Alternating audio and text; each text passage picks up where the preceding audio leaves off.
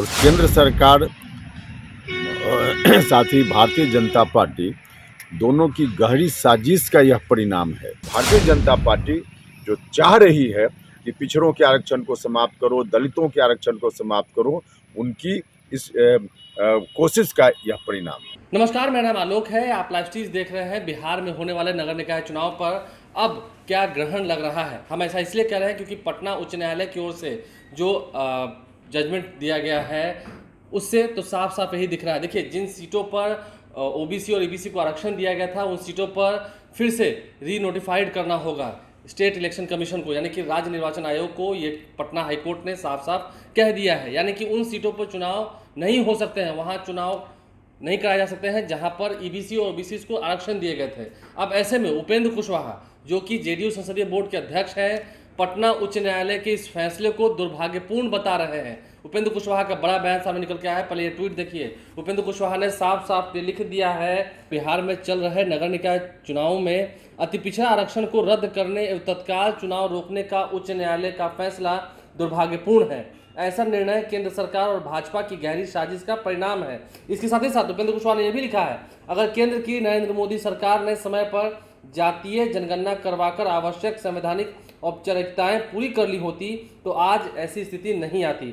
उपेंद्र कुशवाहा ने ट्वीट किया और क्या कुछ वो कह रहे हैं, जरा सुनिए। पटना उच्च न्यायालय द्वारा अभी फैसला हुआ है कि बिहार में जो नगर निकायों का चुनाव चल रहा है उसमें अति पिछड़ा का आरक्षण समाप्त होना चाहिए और समाप्त करके बिहार की सरकार फिर से नोटिफिकेशन जारी करे, तब चुनाव कराए। तत्काल सब चुनाव को रोक दिया गया है।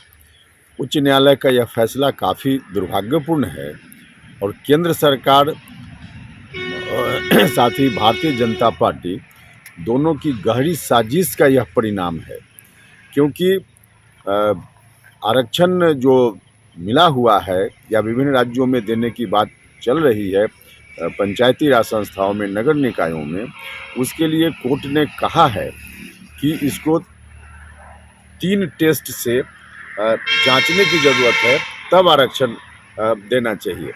3 टेस्ट से जांचने का मतलब है कि जात की गिनती का आंकड़ा तत्काल अनिवार्य है। केंद्र की सरकार जात की गिनती नहीं करवा रही है।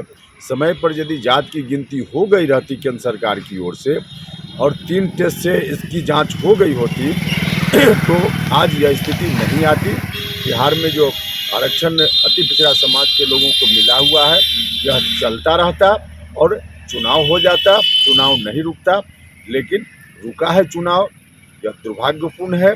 साथ ही केंद्र सरकार और भारतीय जनता पार्टी जो चाह रही है कि पिछड़ों के आरक्षण को समाप्त करो, दलितों के आरक्षण को समाप्त करो, उनकी इस कोशिश का यह परिणाम। तो उपेंद्र कुशवाहा ने क्या कुछ कहा, हमने पूरे बयान को भी सुनवाया है। न्यायालय के फैसले को दुर्भाग्यपूर्ण बताया है, लेकिन ये बात तय हो चुकी है। देखना अब ये होगा कि राज्य निर्वाचन आयोग जो है वो कब तक नोटिफाइड करता है, कब तक जो अधिसूचना है वो जारी की जाती है, क्योंकि अब हाईकोर्ट के आदेश को मानना होगा। जिन सीटों पर, जिन जगहों पर आरक्षण की बात हुई थी, अगर हम उदाहरण स्वरूप लें तो पटना नगर निगम में मेयर और डिप्टी मेयर के पद के लिए जो चुनाव हो रहे थे तो मेयर का चुनाव होगा, लेकिन डिप्टी मेयर के पद के लिए उस पद को आरक्षित कोटे में डाला गया था, तो डिप्टी मेयर का चुनाव अब नहीं हो सकता है। उसके लिए फिर से री नोटिफाइड करना होगा स्टेट इलेक्शन कमीशन को, यानी कि राज्य निर्वाचन आयोग को, और हाईकोर्ट ने कड़ी फटकार भी लगाई है। तो बहरहाल देखना यह है कि क्या नगर निकाय के चुनाव टल सकते हैं। फिलहाल अब फैसला राज्य निर्वाचन आयोग को लेना है, क्योंकि हाईकोर्ट के फैसले के बाद अब सबकी निगाहें स्टेट इलेक्शन कमीशन पर है। उपेंद्र कुशवाहा ने क्या इल्ज़ाम लगाया है, भाजपा की गहरी साजिश बताई है, आपने सुना है। हमारे चैनल को सब्सक्राइब कर लें, साथ साथ फेसबुक पेज भी लाइक करें। धन्यवाद।